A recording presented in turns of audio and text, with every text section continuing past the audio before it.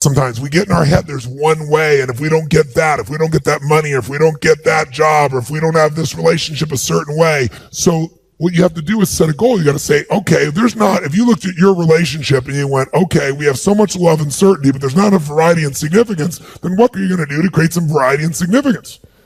And you start coming up with all these cool ways to do it, and it becomes a game. And when you start doing that, now your relationship is pure magic, because now it's meeting your needs for certainty and uncertainty and significance and love. And anything meets at least how many needs? How many? Will become an addiction. Do 4 or 5. If you're in a relationship with somebody and you meet one of their needs, you're going to have an acquaintance. You meet 2 of their needs, you're going to have a friend. You meet 3 of their needs, you're going to have a deep friendship or love. You meet 4 of their needs, it's going to be a deep love. You meet 5 or 6 of their needs, you're going to have a love slave. They ain't going anywhere. But it's got to be you meeting their needs, not the other way around. And then you can educate them to meet your needs. You can help them to show them what works. But first you meet their needs, because you're loving them. Love is not a trade. Need an excuse to feel good. What if I don't need an excuse to feel good? I can just feel good for no good reason. How many like this idea? Say aye. Now notice when I first said it, you guys are kind of quiet, processing it. Like, I don't need a reason to feel good? Oh, how do I know to feel good? Some people say that sounds really naive. Really? Most people don't need a reason to feel bad. How's it going? Feel like crap. How come? Woke up. And people go, I understand. What if you went to somebody and said, how's it going? They go, I feel so great. How come? I don't know. I just feel good. You go, take that guy to the psychiatrist. Right? They're manic. They're crazy. But somebody else who's depressed and angry and frustrated, you think that's totally normal. That's the cultural hypnosis that we've all been in, no matter what country we live in. People come to me all the time, and they'll come to me like this, and they'll go, Mr. Robbins, I don't know what it is. I just feel down all the time. Why do you think I feel that way? Someone say, I feel so up. Why do you think I feel so up all the time? I don't know. Maybe it's your body. People come up to you and they go, Mr. Robbins, I don't know what it is, but for some reason, I'm angry all the time. Do you know what it is? Perhaps it's your face. See, do we get in habits of using our body, our face in a certain way over and over again? Yes or no? And those produce our emotion. Once you're in that state, you'll behave in a way that creates more of that emotion. When you're angry, you'll do things that make you more angry. When you're sad, you'll do things that make you more sad. When you're excited, you'll do things that make you more excited. How many follow? Say aye. So the secret is to build emotional biceps, emotional fitness, by going in these states over and over again. Normally, when I'm trying to explain to someone what is an extraordinary quality of life, it's different for everybody, right? Really, an extraordinary life is life on whose terms for you? And so everybody in this room has a different model of the world of what that would look like. What would be an even more magnificent life? What would be an even more extraordinary life? There's only 2 master skills to do this, and I want to remind you of those 2 skills because it's still the 2 skills for life. What's the first master skill to having an extraordinary life? Do you remember? It's the science of achievement. If you're going to have an extraordinary life, one of the master skills for actually creating that life is mastering this. Mastering the ability to take what you envision and make it real. There's a science to achievement. There's a science to, for example, money. I just spent 4 years, as most of you know, interviewing 50 of the smartest people on the planet financially. I learned more than I ever imagined. I got a PhD in finance from the people that control the world economy. And they're all people that were not part of the Lucky Sperm Club. I didn't interview anybody that got it from their family by birthright. I did it with people that all started with nothing. And I began to see there's common patterns. And once you know what those patterns are, I don't care if you're young or old. I don't care what your color is. I don't care what your gender is. I don't care what country you're from.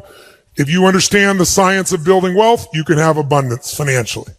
If you violate those rules, either because you're ignorant to them or because you just don't apply them, you're going to have financial stress. There's a science to the body. Everyone here is biochemically different, but there's certain fundamental rules, laws, that if you violate them, you're going to have a lack of energy. If you really violate them, you're going to have dis-ease in the body. That's what it means, dis-ease. It comes from violating those rules. If you align with the rules of achievement around the body, you'll have an abundance of energy. You'll feel strong. You'll have an extraordinary body and the extraordinary energy that comes with it. So, science of achievement is something most of you are quite obsessed by, or you wouldn't get to a room like this. But there's a second master skill to have an extraordinary life, and that second skill is the art of fulfillment. When I talk about the art of fulfillment, what I explain to people always is, I didn't say science of fulfillment. Why not? Because it's different for everyone, just like art. What one person thinks is beautiful, somebody else might think is ugly. So, if you want to know what's beautiful, as many people there are on earth, it's an art because everyone has a different view. If you want to know what God loves, the universe loves, go to the forest and see it. It's called massive diversity. It isn't a science. It's an art. But that art, unmastered, will create an ugly life. An ugly life. And the phrase I use most often that I hope you've heard me say and you take it in once again, maybe deeper, is success without fulfillment is the ultimate failure.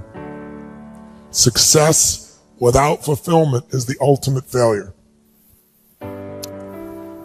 But if we don't physically make a decision how we're going to live, then we'll show up like everybody else, because the human mind is not going to make you happy. This brain of yours won't do it. You have to direct it. And there's no worse fate than to achieve everything and not be fulfilled. How many have had the days where you achieved this huge goal and your brain always wanted it and you got it, and then your brain went, is this all there is? Who's been there? It's the worst experience. It's worse than failing, isn't it?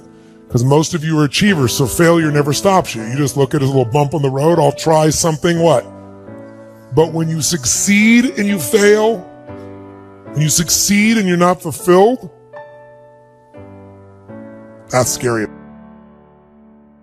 A business has a purpose. The business is not about you. If you really have a successful business, that's how you know you have a business. It's about your clients. Some of you have fallen in love with your product, which will guarantee failure. You need to fall in love with your customer, or perhaps you need to fall in love with an ideal customer, not the one you have right now.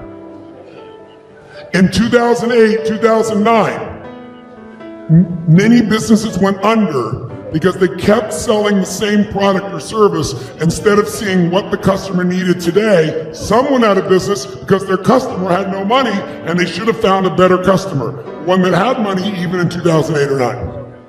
Here's the belief I'd like you to try on. I don't need an excuse to feel good. What if I don't need an excuse to feel good? I can just feel good for no good reason. How many like this idea? Say aye. Now notice when I first said it, you guys are kind of quiet, processing it. Like, I don't need a reason to feel good? Oh, how do I know to feel good? Most people don't need a reason to feel bad. How's it going?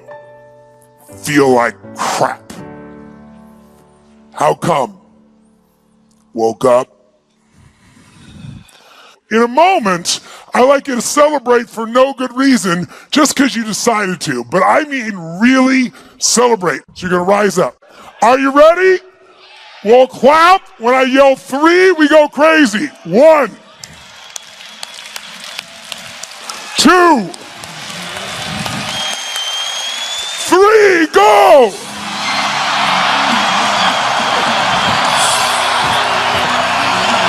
That's it.